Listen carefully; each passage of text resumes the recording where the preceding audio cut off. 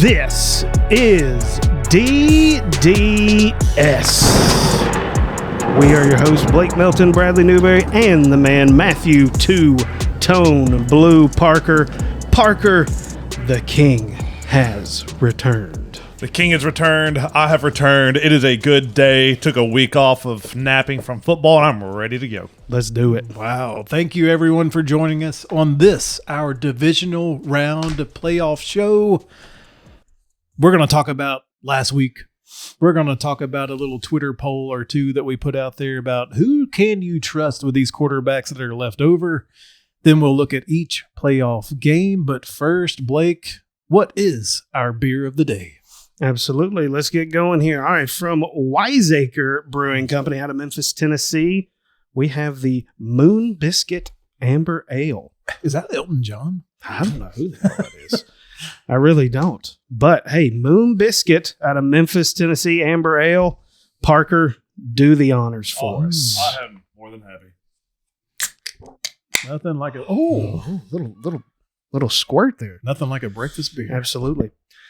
And hey, guys, while we're pouring the beer here, go ahead and click the subscribe button down below. Hit the thumbs up button as well, and the notification bell for notifications on new videos. And while they're pouring my beer, I'm going to go shut the door so we don't hear the dog bark. If you like the Tennessee Titans, hit a like. If you like Bills Mafia, hit a like. If you hate all the other teams, hit a like, by God. Let's go. Or if you hate Bills Mafia, hit a like. Jeez. I assume that that means Parker will be hitting the like button. All Maybe right. 2 or 3 times. That's fun. It's a fun can, guys. It is, man. It's Elton. They got some interesting artwork on there. Has it got any kind of description? I always like to read the description. That's exactly. I've had some of their other stuff. It's always been It doesn't look like good, it, but I don't see. No, I got nothing other than don't drink if you're pregnant. All right, well, hey, we're safe. we do support that as well. All right, gentlemen, Wiseacre, Moon Biscuit, Amber Ale. Cheers. Good looking beer, really is. All right. Okay. Nice little start. Okay. So what we'll do, we're I gonna got take high hopes. Yeah. We're gonna take a look back at last week. And just from right to left, left to right, whatever. We'll give one thought or so, one or two quick thoughts about the previous games. Yep. We'll start with the Cincinnati Bengals. 26-19 over the Las Vegas Raiders. Blake, and one or two thoughts. Do you have anything? No. Honestly, this game turned out exactly like I thought it would. I think the Bengals are clearly the better team. I think the Raiders just kind of got in by happenstance, quite frankly, and what happened happened. Now the Raiders can move on to rebuilding their crumbling organization. I have two things that stood out to me in this one. One is I hate complaining about this, but number one is refs. Refs stand out to me about this game. It was awful. Blown call there at the end. It could have cost the Raiders this game. And the number two thing that stands out to me is the Raiders just did not capitalize in the first half. There were too many times they were driving. They didn't end up with points or ended up with 3 points. And that basically is what cost them the game. I actually thought they were the better team in this game. But that ref, this Bogert, their crew's the worst in the NFL. Yeah. I don't know how they continue to get playoff games. Me either. So my quick thoughts were everyone knows about Burrow, Mixon, Chase. I wanted to give a call out to tight end C.J. Uzomah, 7th-year pro out of Auburn. He had 6 catches, 64 yards, and a touchdown. And the last thought, congratulations, Cincinnati. That was your first postseason win since January the 6th, 1991 versus the Oilers. That's all I've got. The next game was the night game. Buffalo 47-17 over New England. Parker. This was the most perfect game maybe ever played. This game started off, there were 8 drives by Buffalo, and I wish I had my laptop, but whatever. I've got it. That's what my note. They went touchdown, touchdown, touchdown, touchdown, touchdown, touchdown, touchdown, knee. Yep. If you look at advanced analytics, this game is the 3rd best game ever played in the history of football. Buffalo did not attempt a field goal. They did not punt the ball, and they did not have a turnover. Those 3 things, none of those happened. That's the first time in NFL history that's not happened. Josh Allen had a highest playoff passer rating in the history of football. I mean, it was just unbelievable. I got this one way wrong, honestly. I mean, I thought this was going to be another Belichick is going to pull a fast one on somebody. And, I mean, freaking Buffalo just came out and big dicked it. I mean, let's be honest here. Throwing dildos on the field and everything. Yes, I mean, good grief. But I didn't see this coming. As a AFC, an opposing AFC fan, I'm hoping this is just a blip on the radar and not a indication of things to come. But hats off to Bills Mafia. They got the job done. They can throw all the dildos on the field, I guess, that they want to. Whenever you go out there and you just flop your cock right out on the field and give it to them. If they play like that, they would never lose another game. That's what I'm saying. I mean, I'm just hoping that that's a statistical anomaly. Yeah, my thoughts were 7 drives, 7 scores, no turnovers, no kicks. Belichick and the New England defense, as much as we've been talking about Buffalo and the offense. What was that? Shame on you, New England, and your top-rated defense. Yeah, get out of here. I don't know. That's what I couldn't get. Enjoy the offseason with the Jags. Seriously. Buffalo had 2 plays for negative yards in the entire game. And one of them, they were probably 2 knees. No. Tampa Bay 31-15 over Philly. Anything at all, Blake, come to mind? No. Honestly, this is, again, this was a better team beating down on a not that great team, in my opinion. Tom Brady's just doing his thing. He's the guy. We'll get into this in our poll later, but he's the guy that everybody kind of looks at as the gold standard for postseason performance, and he's just kind of keeping on. I'm not going to lie. I didn't see Philly score any points because I turned off the game by then because it was pointless. The thing that came to my mind on this is, well, should we have a 7th team in the playoff? Because 2 teams got in the playoffs that should not have been in the playoffs. And they were duds. Exactly. Both from PA. Yep. Duds. My key takeaway was no Leonard Fournette, no Ronald Jones Jr., equaled no problems on this day. Keyshawn Vaughn from right here at Vanderbilt and Giovanni Bernard combined for 106 yards and 2 rushing touchdowns. Gio. So everybody can say Brady, which is justified, but backup running back step up for Tampa here. Moving on to Blake's favorite game of the week. San Francisco 23-17 over Dallas. And there are a lot of talking points here, but what do we even start with, Parker, on this one? How about we start off with, I did sleep on the couch that night. I mean, both coaches tried to lose this game at the end. Seriously. When there was a minute, I had to go back. I had somebody text me and said, could you believe that ending? And I'm like, no, because when the 49ers got the ball, I just thought it was over. And I turned it off. I missed it. 49ers, though, honestly, I think our breakdown in the preview was right on. They were the better team in this game. I think it was simple as that. It was I don't really think from start to finish.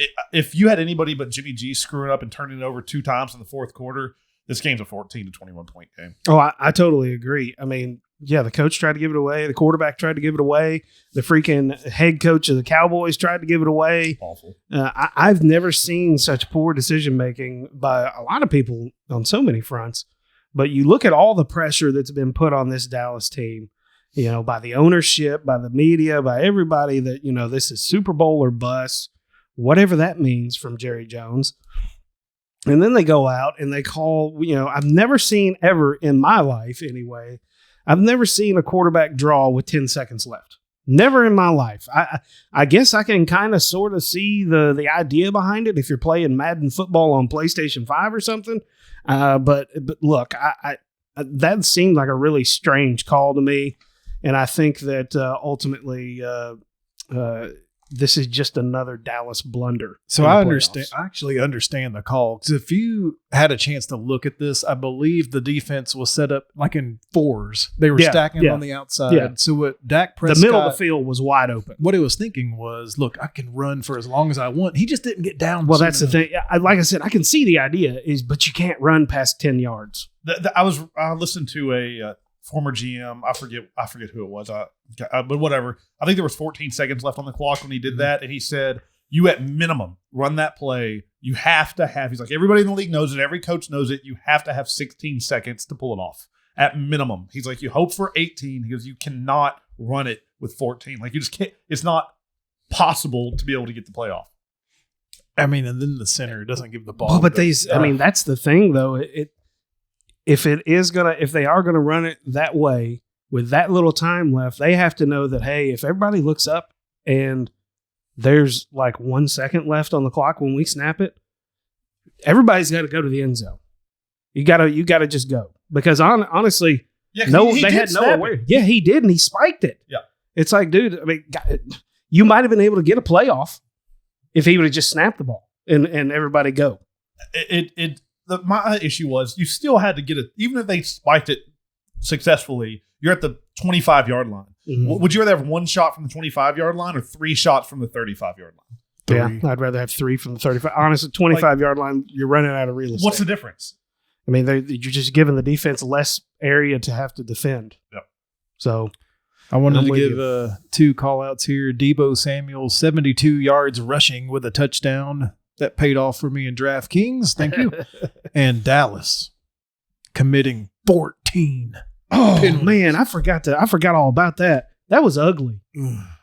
If they would have won that game, it would have been the most. It would have been the only win with that many penalties in a playoff game. And speaking of Deebo Samuel, he's about to get paid. But what's he going to be paid as? Is he going to be paid as a running back? Is he going to be paid as a wide receiver? Remember Jimmy Graham a few years ago wanted to be paid as a wide receiver, not a tight end? That's true. So it'd be interesting.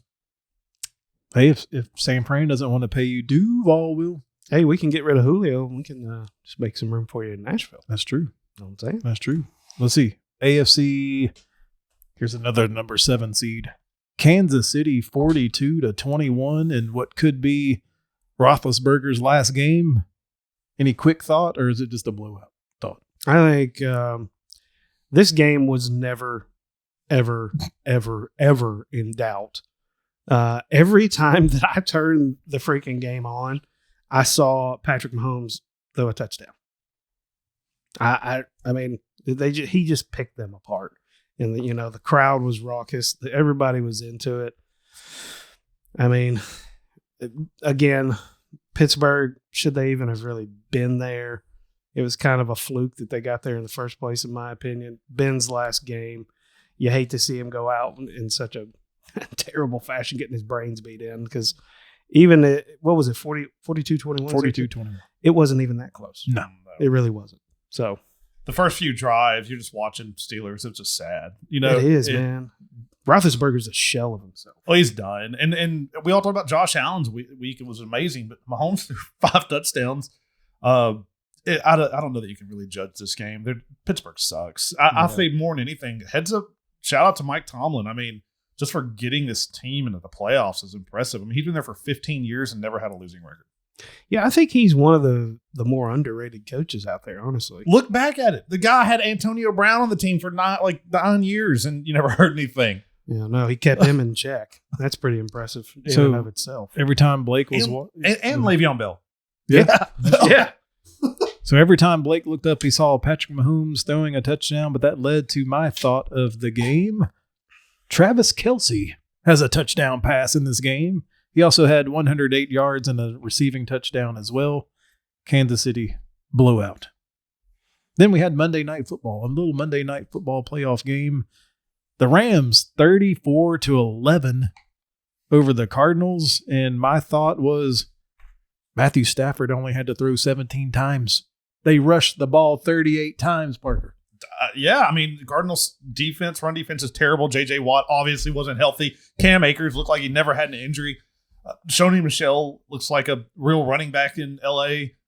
Yeah, again, I don't feel like these last 3 games we've talked about, we really learned anything else new about these teams that won. It was just Cam Akers is back. Yeah, that's true. That's about it. Other than that, it's just another – all these games I had off at halftime. Yeah. Or we're basically not paying attention to. Any thought about the Rams Cards, Blake, before we go on?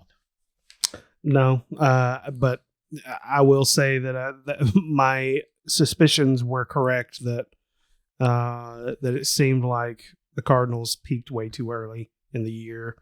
Kyler Murray has been making some very strange plays for somebody who was, so touted as being kind of the next Drew Brees something. He was in the MVP conversations. But I think he should be straight out of those conversations now. After watching that. Doubt. I mean, it was as another game, it was just boring to watch because honestly, it was unfortunately two teams that I don't think were very equally matched. I do think that the one thing I forgot about that stepped up to me was OBJ. 100 yards receiving. Cooper Kupp, I think, had the least amount of receiving yards this year in this game. He went 60.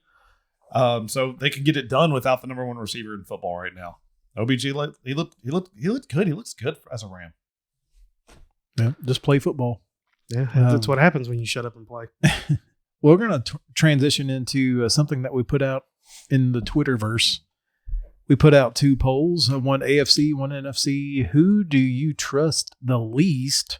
Because we're going to go through an exercise in just a moment of ranking the 8 quarterbacks that are left in this playoff only, not ranking them as of all time, but who would we want in this playoff? Blake, go ahead and tell us what the people have said about these rankings. Pretty good participation here. The AFC had more votes than the NFC, but we're in AFC town. That's understandable. For the NFC, it seems that people trust Jimmy G the least. 60% of folks think that he is the least trustworthy, and then Matt Stafford is the next one. 40%. And Aaron Rodgers and Tom Brady got 0 votes on least trustworthy in the postseason, in the playoffs rather. I mean, that makes sense. You know, and going just even before we give our list here, just saying like there's 8 teams left in this. Like to be number 8's good. Yeah. I mean, like really it is. They're all obviously trustworthy. They're all pretty far in. Absolutely. AFC. And for the AFC, we actually had quite a few. We had more than twice as many votes. Actually almost 3 times as many votes. Yeah. And it's the people have spoken. They think Ryan Tannehill is the least trustworthy in these playoffs, followed by Josh Allen and then Joe Burrow and then Patrick Mahomes. Interesting. That is interesting. I would pose the question based on what, but it is what it is. I find it very interesting that essentially a rookie quarterback in Joe Burrow, essentially, has claimed the second from the top spot in the most trustworthy. Wow. All right. Maybe they like his playing style. I don't. All right. I see Parker making his list here. Yep. So what we're going to do is if we had all 8 quarterbacks and we were drafting, we're like, okay, which one of these quarterbacks do I want for this playoff right now?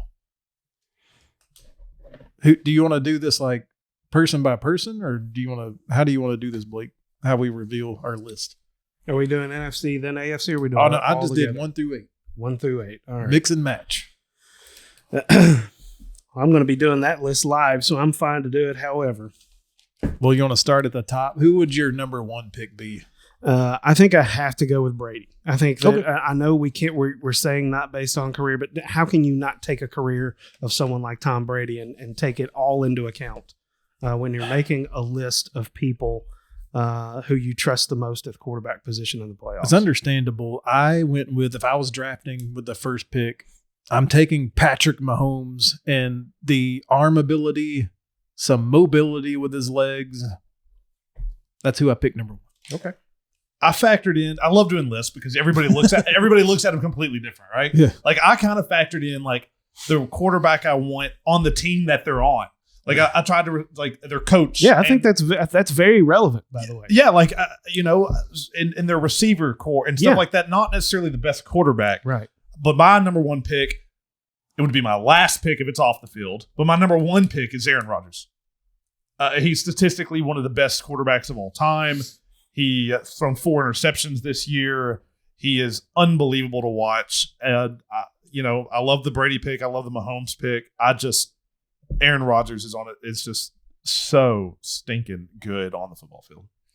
These are minute differences. All right. So like my top 5, there is just like yes, that much separating them. I don't know. I've got a thought about Rodgers later because he's not in the top 4 on my list. See, that's good. So I like it. Number 2, I went with Tom Brady for a lot of the reasons what Blake mentioned. Why not? Why can't I trust him here? I mean, there are some more athletic guys in the field of 8. That's why I picked Patrick Mahomes. Number 1 was the arm strength and leg ability, but I gotta go Tom Brady here. Number 2. What do y'all think? Number 2 went Tom Brady. Same reasons. And honestly, if it wasn't Tom Brady, he might be number 8 because he's got Mike Evans and nobody else right now. I'm not a huge fan of Arians. They don't. Everybody else is hurt, but it's freaking Tom Brady. They win this game, and he's been in 10 of the last 11 conference championship games. What are you gonna do? It's Tom Brady. Yeah. For me, I'm looking at Aaron Rodgers in the number 2 spot, and I know this is going to be controversial for some people on this panel. Maybe we'll see. But for me, I look at. I believe him and Tom Brady, like my top 3. There's a sea hair, separating the 3 of them. But I just feel like Aaron Rodgers can make the average receiver good. He's the guy that throws the receiver open. He reads defenses so well. His arm ability is second to none on this list. I think him and Mahomes are similar in that manner. But I feel like for that reason, he's my number 2 guy. Who do you have at 3? And we'll send it back. I got Mahomes at 3 for all the similar reasons. Like I said, there's just a sea here, separating my top 3 for sure. I'm with you. I have Mahomes as well. He's having a down year it's still ridiculous. His numbers are insane. But Mahomes number 3. If we're doing this for years to come, he's number 1 for me. Sure. But we're talking right now. This playoff. Right now, and he's got Kelsey and Hill. I mean, how can you not get Andy Reid? You got to go Mahomes at number 3. So my number 3 is a name no one's mentioned yet. I'm going Josh Allen. I'm going back to athleticism, arm talent, not the most accurate, as we all know, but arm talent, legs. Give me him. And then as I send it back down the table, this is where I put Aaron Rodgers. And I agree with both of you. I mean, this guy is talented beyond words can even imagine, but I don't know, man. There's something about it. We mentioned it in our preview thing. It's either going to sabotage the year or he's going to ball out with the middle fingers. And he's hinting at boycotting Super Bowls. I had to pull him down because I don't know if I trust that. I don't want the drama, so I put 3 other quarterbacks ahead of him on my list. I just don't know that that's a real thing. I don't think it's a real thing. It still bothers me. No, I'm with you. It bothers the crap out of me. We were talking about OBJ. Play ball. Play ball. It bothers me too. What do you got at 4? 4, I've got Josh Allen. Oh, okay. I have him on there because he's playing well. He is their running back. He is their goal line back. He is the guy. We talked about how much he was going to run last week, and he did. He ran 60-something yards. That really is what propels him up on this list. But he is inaccurate, and he does do Josh Allen things. It's almost Wentz-esque every now and then. Where he does something psycho. So I reluctantly have him at 4. If you asked me this question 2 months ago, he might have been 7 for me, but he's playing really well right now. Yeah, for me, for all those reasons that you're reluctant is why I have Ryan Tannehill in the 4 spot. Okay. Me. I feel like he's a better game manager. Yes, he takes some sacks. He can run. I think he runs just as well as Josh Allen. He just doesn't have to run quite as much as he does. I think he has some pretty good tools around him now that are starting to kind of round out into form and become healthy. Again, all year I've talked about what we were just talking about. It's about the system. How does he fit in this system? I think Ryan Tannehill fits perfectly into this system because he does. When you ask Ryan Tannehill to only play within the system and not do anything extra, that's where he excels. And now that everybody's getting healthy coming into the playoffs, I think that it really propels him up this list. Then number 5? Number 5, I have Josh Allen. just for the mere fact that he's playing really well, really athletic kid. They've got a lot of momentum. But again, he does some really stupid stuff sometimes, tries to force balls in. He can't do a quarterback draw on 4th and 1 on the 1 yard line. Jeffrey Simmons proved that. Yeah, that's what I got him at. Just side note, just breaking came out. Giants have identified the Bills assistant general manager as their next GM. So just throwing that out there. Okay, breaking news. But my number 5 would be Tannehill. Yeah. For a lot of the reasons you said, I've got some stuff I'll throw out during the breakdown, but a lot of it's what surrounds him, his coach. The fact, that they do nothing but win this year. He's played well as of late, got the turnover bug at Phil's figured out, and he doesn't have to do a lot. Like the guys we've got at the top of the list that we're saying we trust, the Aaron Rodgers and the Mahomes, these guys have got to do a lot. Like they have to have good games for when Tannehill doesn't. Tannehill can go 17, 23, 240 yards, touchdown, running for 40 yards, add another score, and it's a win. Well, that is the question. I think this question will be answered in this playoff yet again, because I think it's been asked many times before. Do you have to have a freaking next level quarterback to win a Super Bowl? I think Tannehill can be next level. I think he could be too, but he doesn't have to be. That's you know what I'm saying? Do you have to have a mega stat breaker quarterback to win a Super Bowl? No, but I don't think so either. We'll see. Yeah, at number 5, I can literally put these 2 names in a bag and just blindly draw them out. I picked Burrow. I was waiting for that. At number 5, to me, Burrow and Tannehill are maybe very similar, but Burrow's got a little better arm talent. Not saying that Burrow's on the better team, because we'll talk about the prediction in just a minute, but Burrow 5, and then I go just back it up with Tannehill 5A, 5B, whatever. What do you got at 6? I got at 6, I've got Stafford. Oh, there he is. 6, I have Stafford. Honestly, a lot like Tannehill. He doesn't have to do a whole. You mentioned it in the last game. They're running the crap out of the ball. 17 passes. That's it. Doesn't have to do much. When he doesn't have to do much, they win. He's got some weapons. If they still had Robert Woods, he'd be higher on this list for me. I have Stafford as well at number 6 for all the same reasons, honestly. The reason I don't have him higher is I just feel like he's a little bit jittery sometimes. It is his first year in this system. He's playing on a winning team. He isn't used to that either. Yep. This is kind of new territory for him. So, but I think he's got a lot of pure talent. But it's kind of remains to be seen. Can he take that next step in the playoffs? Then number 7. Number 7, I got Joe Burrow. Yeah, I'm a Joey football guy. I really am.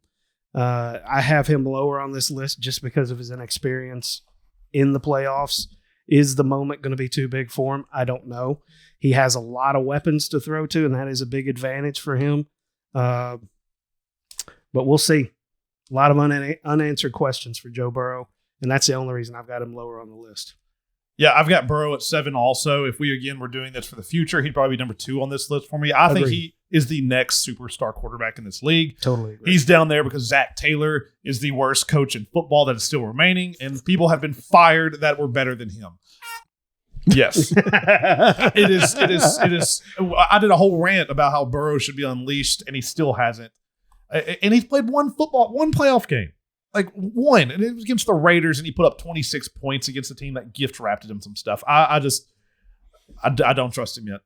Yeah, and I went number 7, Stafford, which means all 3 of us have Jimmy G at number 8.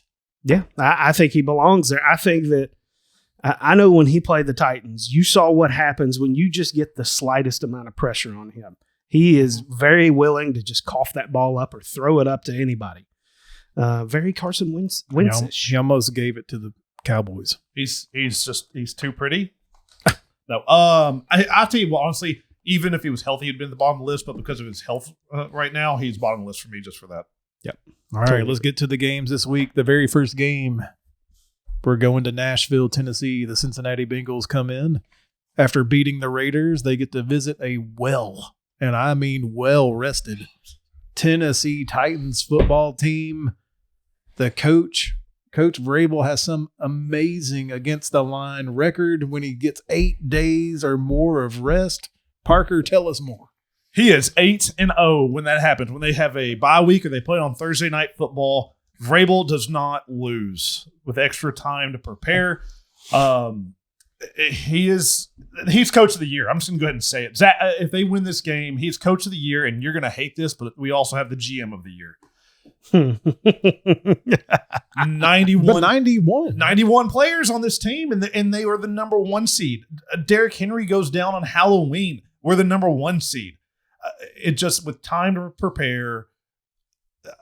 I've been listening to a lot of national people pick the Bengals on this. I mean, I'm obviously, y'all know everybody knows where I'm going on this, but to pick the Bengals on this, and it just blows my mind. I've got lots of stats with that, but well, it's like since the Colts went down, all of a sudden the Bengals are now the sexy pick, or they're the darlings, so to speak.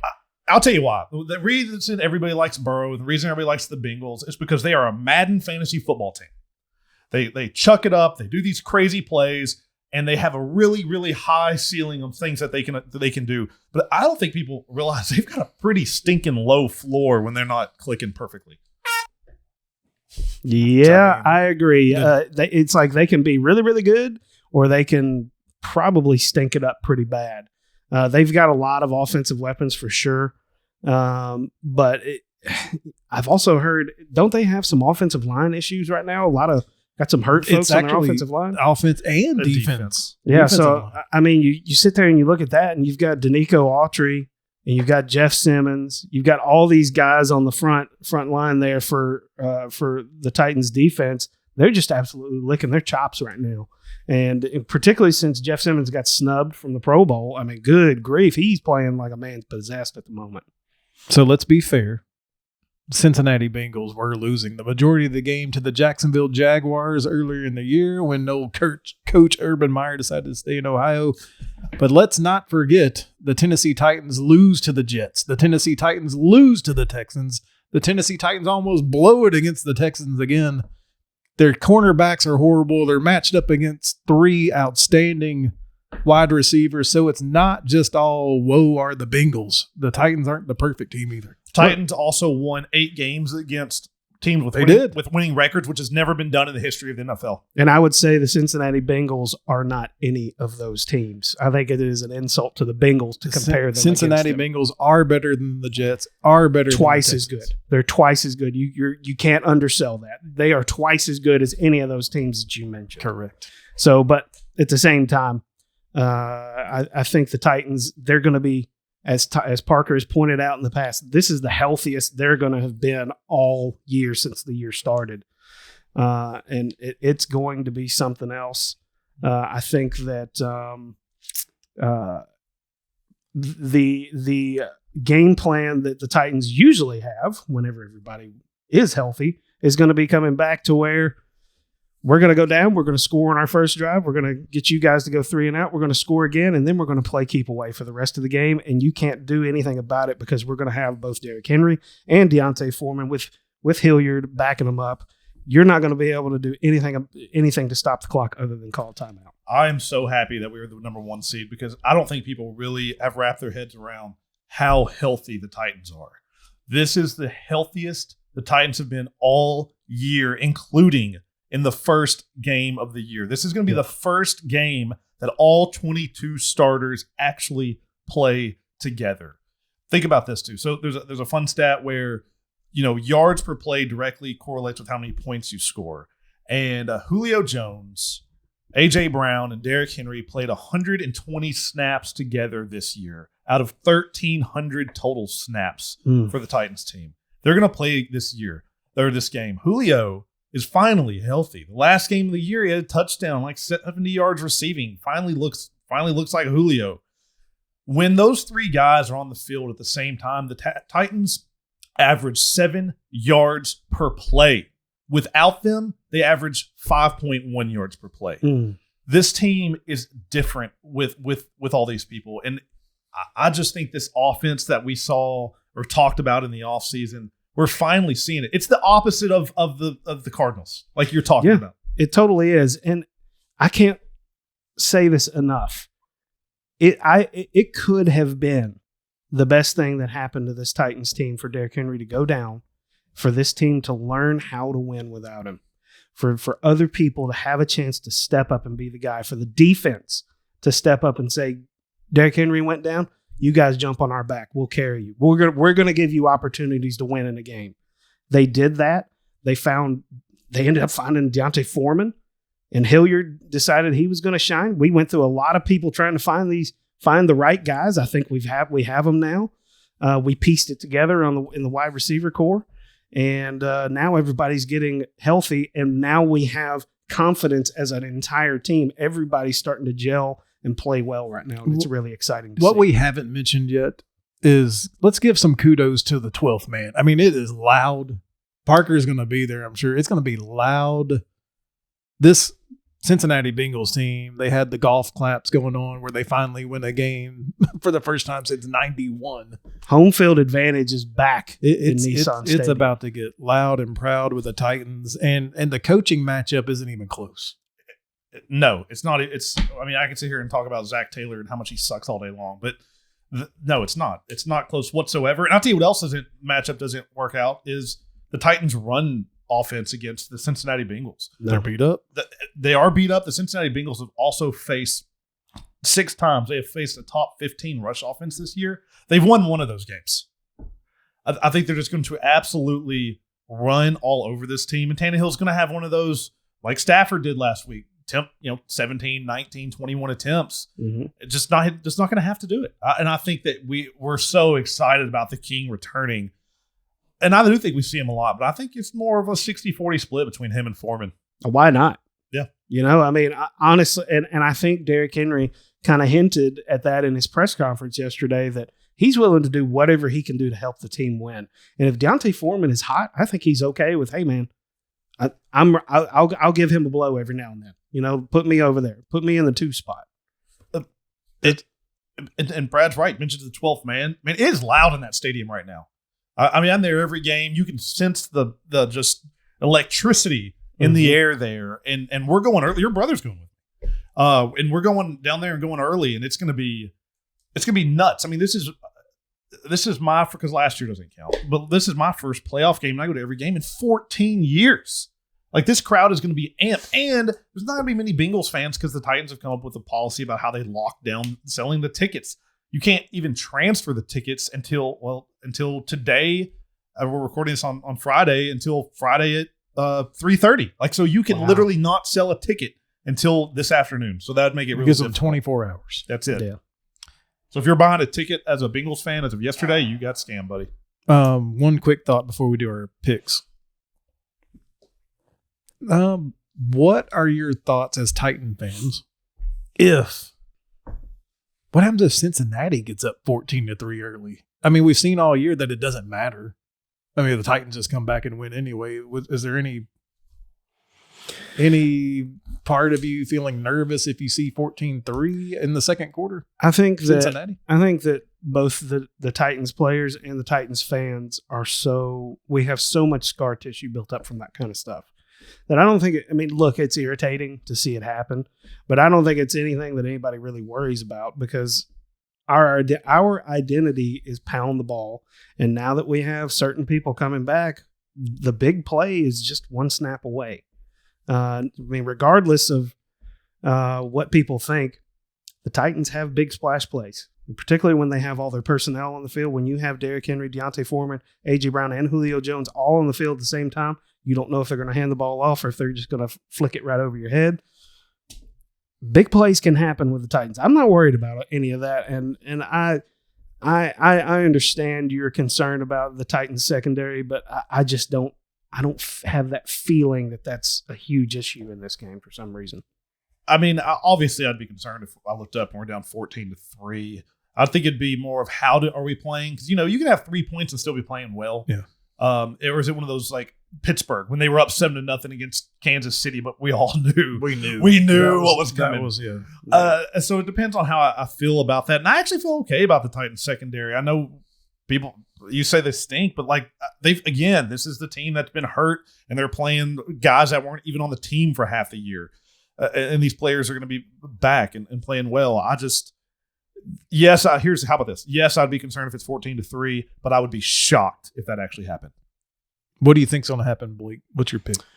So, obviously, I'm going hometown here. I'm going Titans. As far as how the game's going to go, I think it's going to go exactly like I mentioned earlier. I think it's score first drive, hold to a 3-and-out, score second drive, keep away. I'm calling this 21-17 Titans. I don't think, actually, I know stats back me up on this. Burrow is he's the best quarterback in the league this year against the blitz. He is below average when he has pressure on him, not against the blitz. The Titans blitz less than just about any team in the league, and they get pressure more than just about any team on the league. Mm-hmm. So you're going to be able to, with 4 players that are, and Bud Dupree is healthy. Finally, we all knew this whole year he was going to be hurt till the end, coming off that injury last year in Pittsburgh. They are going to be able to get home with 4 and sit back with 7 and make Joe Burrow look like an average quarterback. I know I'm a homer thinking this, but I think this matchup, a lot like we talked about with Dallas and 49ers, is just dreadful for Cincinnati. I think Tennessee hangs a 30 spot. I'm thinking 31-17. Woo! Boom. I love it. Boom. All right. The Tennessee Titans have been in this spot 2 times before. In the year 2000 and the year 2008, when they owned the number 1 seed, they lost both times. Look, this isn't the same Titans team, folks. It's really not. The coaching matchup is there. I'm going Tennessee will be up 28-21. And then what I want to see happen is I want to see Cincinnati score to make it 28-27, and then the coaching blunder. He goes for 2 instead of going for the tie, and Tennessee wins 28-27. I'll just tell you right now, if that happens, this will be my last podcast. I will have a heart attack and die at the game. It is. I'll tell you. I will be honest. I was thinking about this earlier. I want the Titans to win this game more than the Super Bowl. Like, this is how bad I want this game, because I have never been to an AFC Championship game, and I would kill to have a home AFC Championship game against. Can you imagine Nashville? It will be on fire. There will be hundreds of thousands of people. So, Brandon, you enjoy this one. I'm going to try to go to the championship game. I will book. In fact, what I'm going to do is go home after this, get me fired up enough. I'm going to go look for hotel rooms around the AFC Championship so I can go party down there. Can we do this show from the hotel room? We will. If we have a hotel, we will do it. We're doing it. It's probably already booked. Mark my words. We're bringing the drone to Nashville. I am, fired up. Well, you thought the NFL draft. Think the NFL draft. It is going to be. I love the draft. That was so good downtown. It was. If that's any indication as to what a conference championship is going to look like, oh my gosh, right. I can't even. Yeah, we're all on the Titans, so then we'll switch it over to. Even if you're not a Titans fan, you live here, you want them to win just for that. It's just going to be fun. It's a good showcase for the city. It really is. Yep. 49ers have earned their way into this game here. San Francisco goes to Green Bay, and they are going to be matched up against a well-rested Green Bay Packers team. Aaron Rodgers will be playing in this game, folks. Injuries are on the defensive line here for 49ers coming off the Cowboys game. Bosa's included. Questionable. Jimmy G's always got the thumb thing going on. Do you have any initial thoughts about Green Bay and San Fran? The injury really concerns me without Jimmy G. The temperature on this game is going to be 2 degrees. One of the top 10 coldest games of all time. With his shoulder injury and with his thumb injury, he already had small hands and struggles to grip the ball. It's just going to be really, really difficult for him. Bosa's trending in the right way. I was reading this morning that he's going to play, but if this is a regular season game, he would not play and should not play. And again, Green Bay, home field doesn't mean a lot nowadays, but it does in Green Bay. Yeah, totally does. I'm looking at this game. Look, we know Deebo Samuel's a bad matchup for everybody, but I think Aaron Rodgers just has, for whatever reason, I mentioned it on our poll, he just has the ability to pick teams apart I've never seen anybody do it. I think Patrick Mahomes does it in a different way. I don't think he's necessarily as cerebral as Aaron Rodgers, but Aaron Rodgers combines arm talent with intelligence. Very similar to how Brady never really had a great arm. He really never did. He just outthought everybody. So for me, I think that this is a no-brainer in my opinion. I think Packers roll in this, quite frankly. You know, the concern about this is not Brady, but Rodgers is great, but he's played the 49ers 3 times in the playoffs, and he's lost every single time. He's never beat them. And that is concerning to me, but I'm with you on this one. This feels different. Rodgers is so good. And I think their running back game, I mean, they've got, they're loaded. They've got Jones, and they've got, I just forgot his name. Dillon. Thank you. A.J. Dillon, 250-pound, Derrick Henry guy back there. They can do what they want. The question is, last time these two teams played, Jimmy Garoppolo, I think, attempted 7 passes because they just ran it down their throat. That would be how the 49ers win, in my opinion. To be the only way they win is if they can just run the living crap just out scheme them. Yep. Basically, that's really what it comes down to. Honestly, don't think that's a bad idea because, as we've all said, even the Twitter polls, no one has that trust in Jimmy G. No, nor should they. And you can't. And I love Trey Lance, their backup. I think he's going to be a quarterback in the future, but you can't put him out in a playoff game in Green Bay. Not right here. Not now. He's not Mike Vick. But so Packers, I think, will not be able to establish the run that well. The 49ers run defense is pretty good. What we got to wait for is, are they going to be healthy enough with the defensive line? I think the 49ers should run the ball a lot, will run the ball a lot. Deebo Samuel, of course, will be in there, Elijah Mitchell, and others. I'm going low-scoring game. This line is floating around 6 or 5.5, 6. I'm going Green Bay wins but does not cover. Give me Green Bay 20-16. Yeah. I'm thinking very similar. I'm going 2017. Yeah, that line's based on injuries because the line should be like 2 or 3 points, So I would definitely take the points. And I would take the under in the first half because Green Bay comes out and starts out really, really slow for some reason. But at home, it's just going to be too much. And really similar to you guys. I mean, I would trail right about what your scores are. But Green Bay wins this game by 3-4 points, 21-17 type score. All right. Then we move to Sunday. We got the Rams making a visit to Tom Brady and the Tampa Bay Bucs. There's some O-line questions, folks, down in Tampa.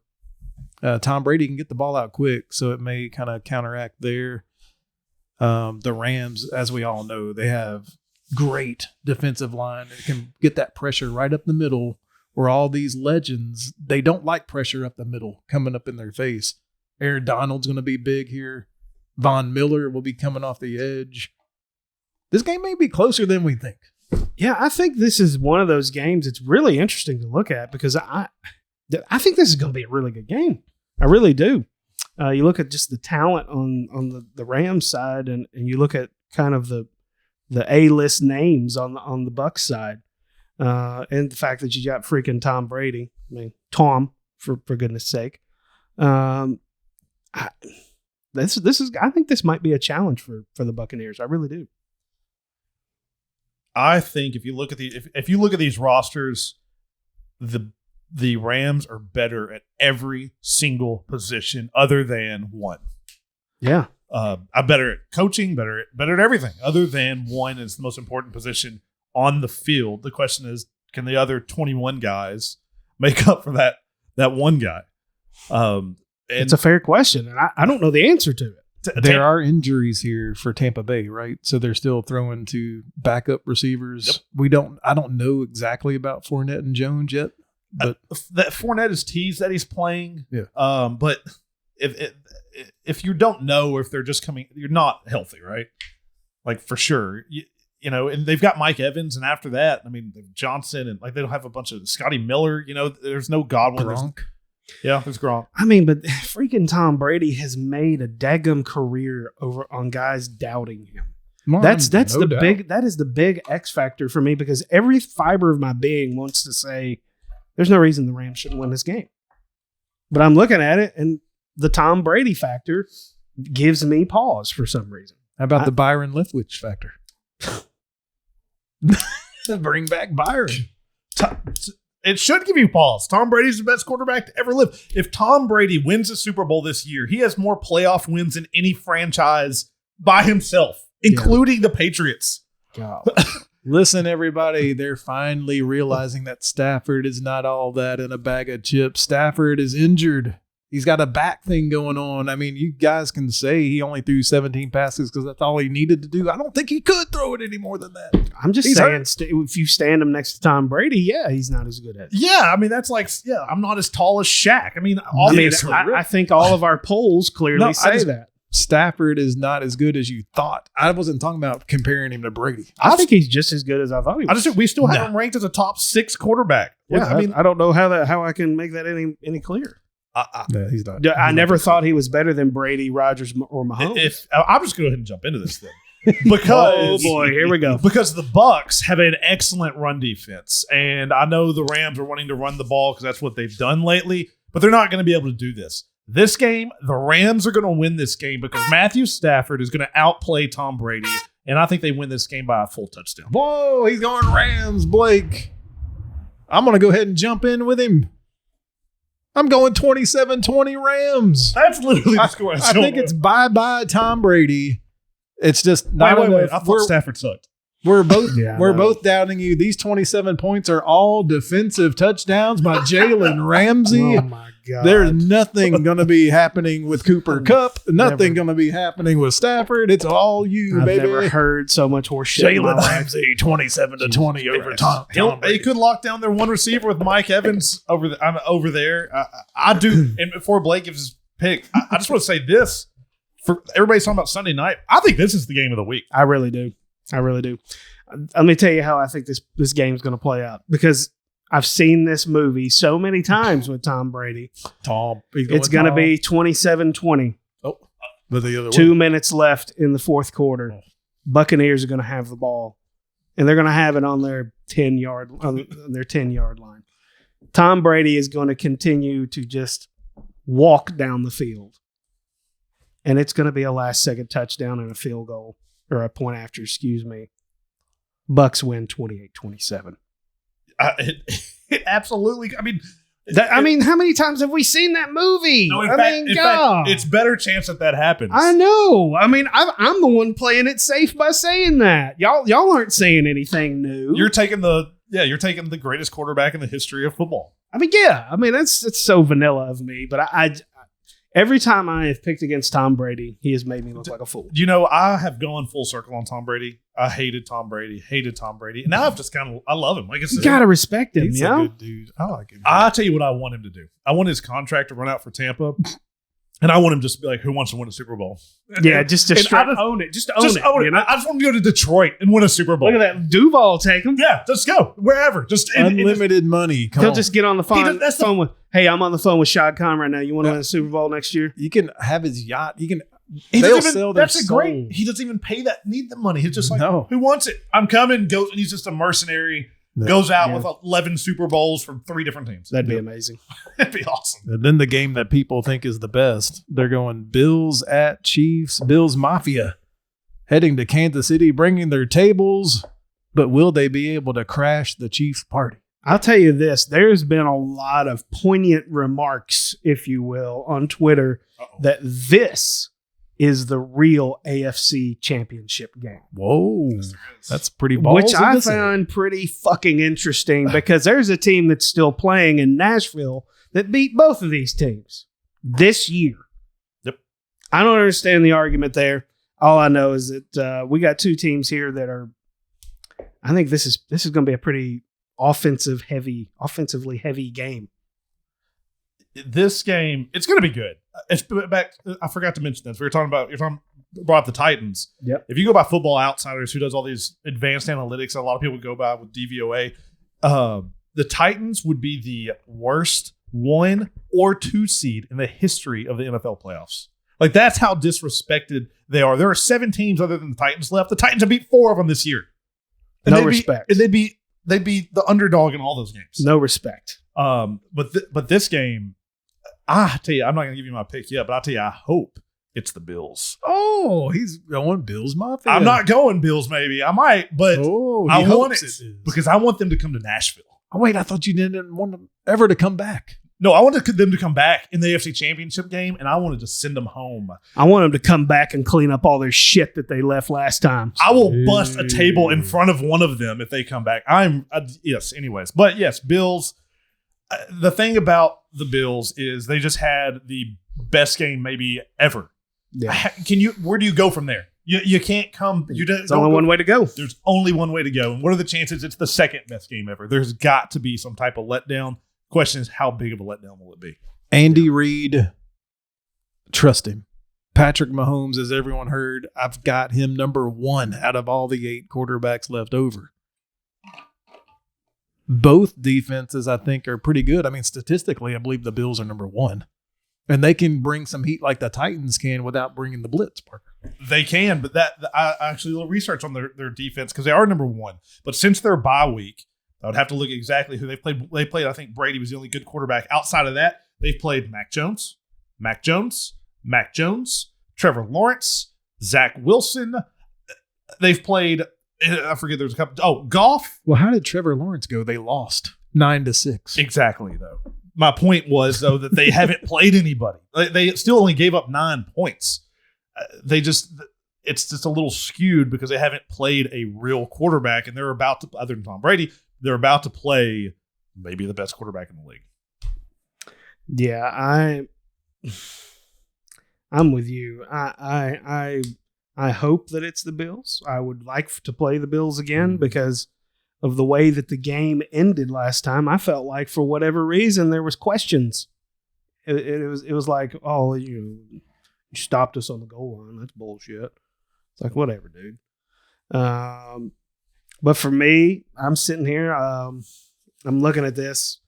I just think Patrick Mahomes he's kind of just playing the way we expect Patrick Mahomes to play now. Josh Allen, like you said, the Bills had the perfect game. I don't think it's reasonable to expect that they even play anywhere near that. I think it's an 80% rule. If they play 80% as well as they did in that game, then that's probably a really good result. But I don't think they're even going to do that. I think this is going to be a Chiefs victory here. And I don't think it's going to be actually particularly close. I think I'm calling this 35-21. Wow. Yeah. I don't think I'm not really particularly scared of either one of these teams as a Titans fan. Why should we be? We've beat them both. We beat Buffalo, honestly, handily over the last few years. We had Chiefs in the AFC Championship game that we lost, but we were up by double digits, and we are a significantly better team than we were then. Mm-hmm. That defense was just awful. I go back and forth on this one. I really do. If Josh Allen plays... I just was saying, I think there's going to be a letdown. I think that's what played into my decision. I completely agree. I just think there's more. But you know what? Mahomes did too. Mahomes had an unbelievable game. I just trust Mahomes to come out and have an equally unbelievable game. The Bills are without their best cornerback, and they have been for quite some time. But again, they've been playing against lesser quarterbacks. I think this is a Chiefs victory. I do think it's close, and I do think there's a bunch of points in this game. This is going to be a high. I'd take the over. This might be my favorite bet of the week. This is a 53, I think, right now. I think we're talking like a 34-27 game. Chiefs. I'm torn too. My pick is in. It's locked in, he says. It's written in ink here and pen and magic marker. But you want to change it on the fly? No. Number 1 was Patrick Mahomes. Just something feels fishy about this game to me. Uh-oh. And I'm going to ride with the hot team here. Okay. I think that there's use and abuse Josh Allen. Hopefully you're not getting hurt every time you get tackled when you're running the ball. But I'm predicting 28-17 Buffalo. And hopefully that'll give you two your wish of having Buffalo come back to Nashville if the Titans don't give up that 2-point conversion at the end of the game. Jesus. 28-17 Bills Mafia, you're coming to Nashville. Wow. Goodness gracious. So that's what it's going to look like. Huh? So what's our AFC Championship games are looking like? We've got Titans and either Bills and Titans Chiefs. Titans Chiefs. What was our NFC picks? We had. Well, we had one of us had Rams. Yeah. We had Rams. Green and Tampa Bay. Bay. I had Green Bay. But we all had Green Bay. Yeah. And I had Green Bay versus Jalen Ramsey. Rams. Wow. He's going to score all 27 points. Jesus Christ. Hey, guys, thanks for joining us today on this, our playoff. What about the beer? Oh, yeah. Hey, shit. Cut the music. Cut that damn. Cut the music. Wiseacre. Forgot all about it because I finished it like 15 minutes. Dude, it was good. That's why I was going to say. It was so good. I finished it in like 15 minutes. Moon Biscuit Amber Ale. I enjoyed this. This was really good. I did too. A lot of times you get these with these fancy artwork on it and you open it and you're like, oh my God. It's a skunky piece what are of you trying to cover up here? Yeah, you're like the best of the beer was on the can and not in the can. Exactly. This one equals the artwork. It was a good beer. Guys, this was really, really good. I feel like I could drink this all the time, quite Gone. frankly. Like there are some beers that we have, like the one we had last time, the Mocha Stout. It was very good, but I couldn't drink it all the time. No, I really that was couldn't. a good sipping beer, though. But I feel like that right there, you could give me a picture of that. You know, Absolutely. I could sip that all during the game. Very easy to drink. Wiseacre Brewing Company out of Memphis, Tennessee. You guys check them out at your grocery Now stores. hit the music. Now, guys, thanks for joining us today on this, our playoff edition of DDS Sports Talk. Hit us up on Twitter at DDS Sports Talk. Check out the poll there. Let us know what you think about who is the least trustworthy quarterbacks that are left. Had some interesting results there on the poll. Thank you guys for participating so far. Guys, closing thoughts. Please, God, bring me an AFC Championship. Oh, boy. Just the game. One game away. I want to win, but I just want the game. One game away, my friend. I want to see San Fran run the ball, get the ball out of Jimmy G's hand. Trey Lance, maybe not yet. Yeah, I'm just going to keep it really simple because, man, I'm with you. I really want an AFC championship in Nashville. I'm just going to leave it right here and say two-tone blue all the way. Give me that AFC championship. Let's go, boys. You guys be well.